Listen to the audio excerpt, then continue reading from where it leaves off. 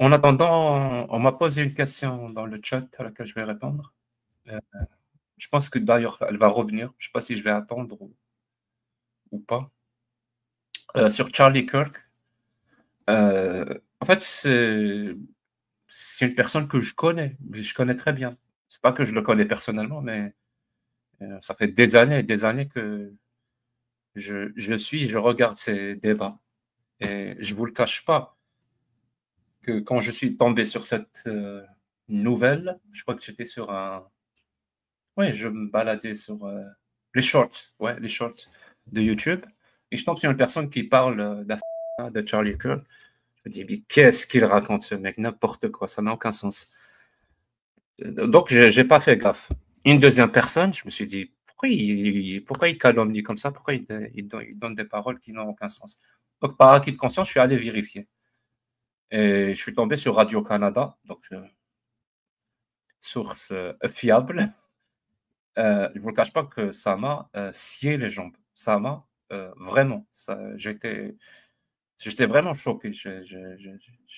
Il m'a, comme on dit chez nous, radné. J'ai vraiment eu, ressenti beaucoup de peine. Et ça m'a fait vraiment mal d'apprendre cette nouvelle. Euh, Et vraiment, ça m'a retourné. D'ailleurs, pendant quelques jours, je n'arrêtais pas d'y penser. C'est très grave, vraiment. C'est très, très grave ce qui s'est passé. Je pense que quelle que soit l'opinion de la personne, ses idées, tant qu'elle-même n'utilise pas la violence euh, pour imposer ses idées, elle peut dire ce qu'elle veut, vraiment. Elle peut dire ce qu'elle veut. Donc ça n'enfreint pas justement la loi, et que ce qu'elle dit est protégé par la loi. Et je pense que depuis le temps que vous m'écoutez, je ne dis pas quelque chose d'original ou que j'ai jamais dit avant. Par contre, par rapport à ses idées ou par rapport à ses débats ou par rapport à sa façon de débattre, je le trouve pas, pardon, je le trouvais pas aussi bon que ça pour débattre.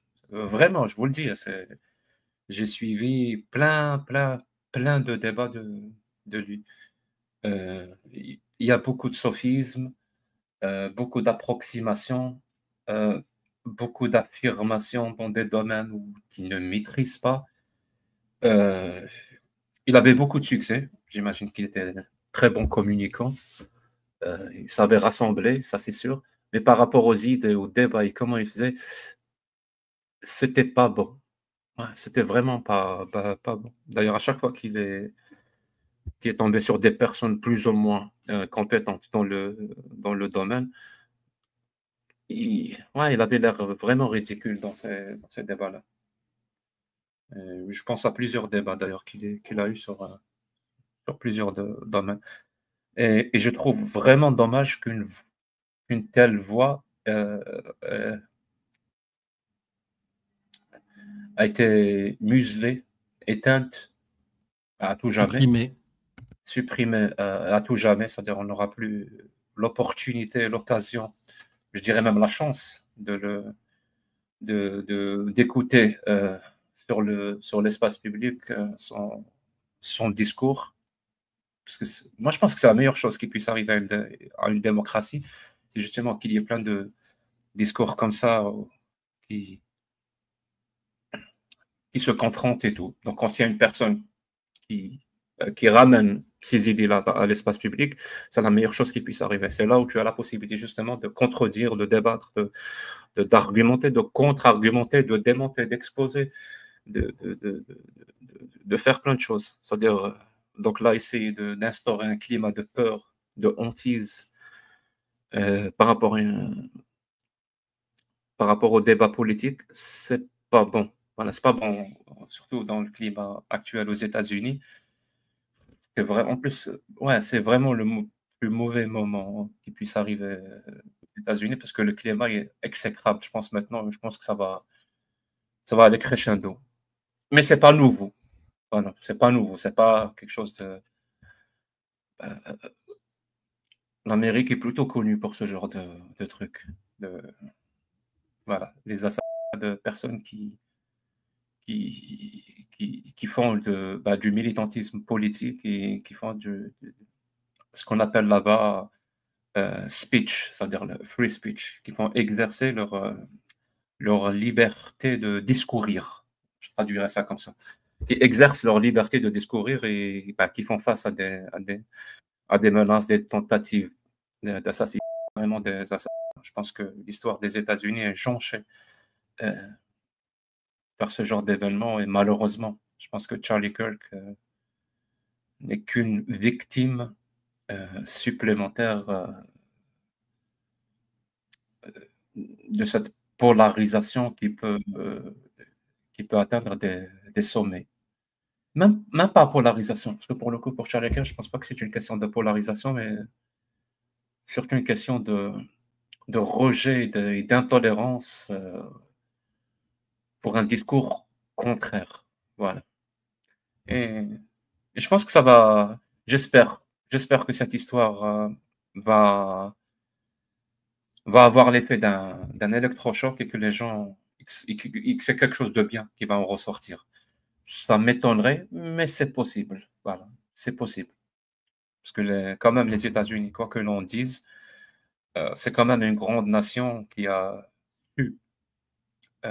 su s'adapter, qui a su changer, qui a su évoluer, qui a su progresser, voilà, et s'adapter justement aux nouvelles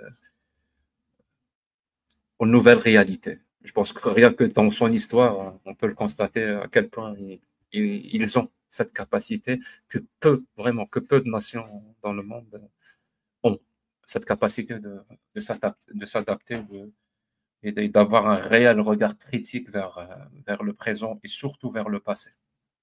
On verra ce que ça va donner. Je peux, Jack, sur un point? Oui, bien sûr. Attends, je vais t'ajouter. Moi, je le connaissais moins que toi. Je le connaissais pas Non, moi, c'est moi, suffisamment. je le connaissais. Moi, tu sais que je suis beaucoup le débat anglophone.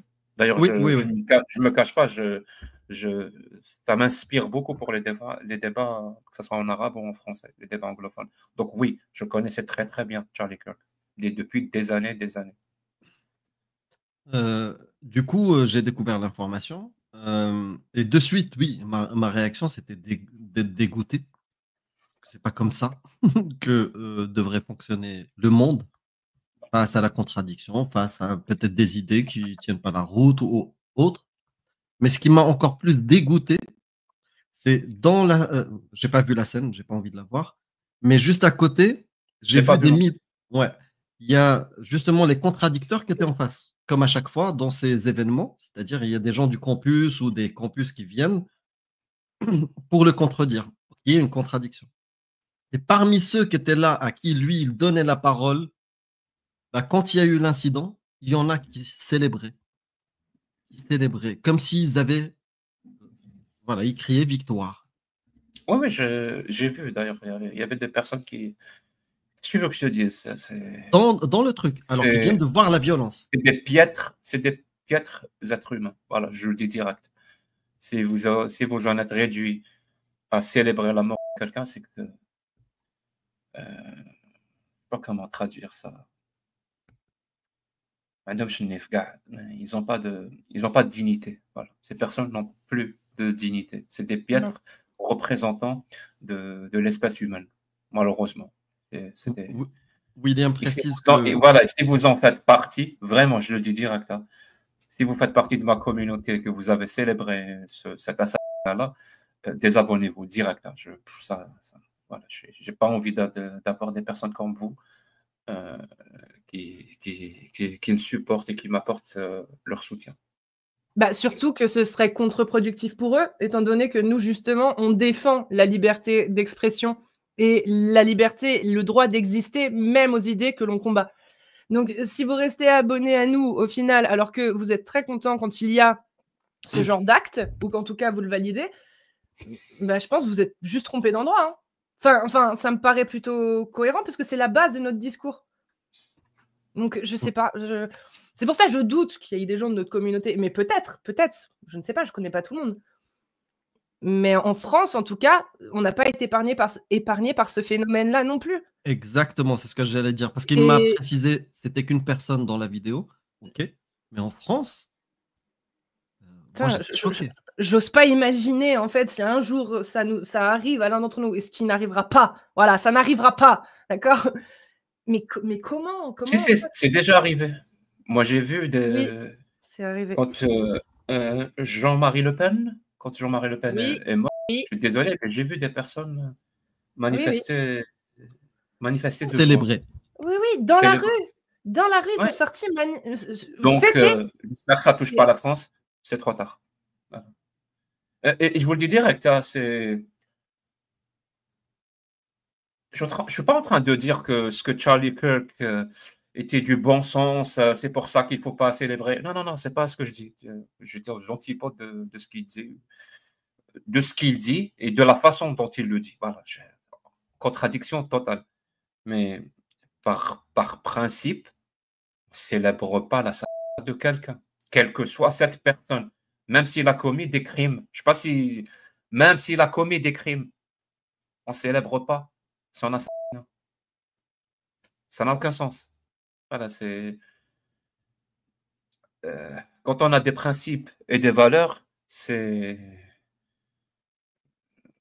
parfois c'est très facile de les défendre et de les garder pour soi. C'est dans des moments très difficiles où il faut justement mettre en avant ces principes et ces valeurs qu'on comprend vraiment la personne et à quel point elle tient à ses principes et à ses valeurs.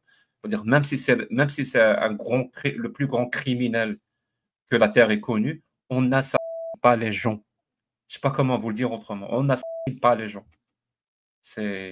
En plus là, comme je vous l'ai dit, on est loin d'être le plus grand criminel du monde. Je pense qu'il n'a pas été condamné par la justice. Peut-être que je m'avance, peut-être que je sais pas, mais à ma connaissance, il n'a pas été condamné. Donc, c'est pas un criminel. Donc, enfin.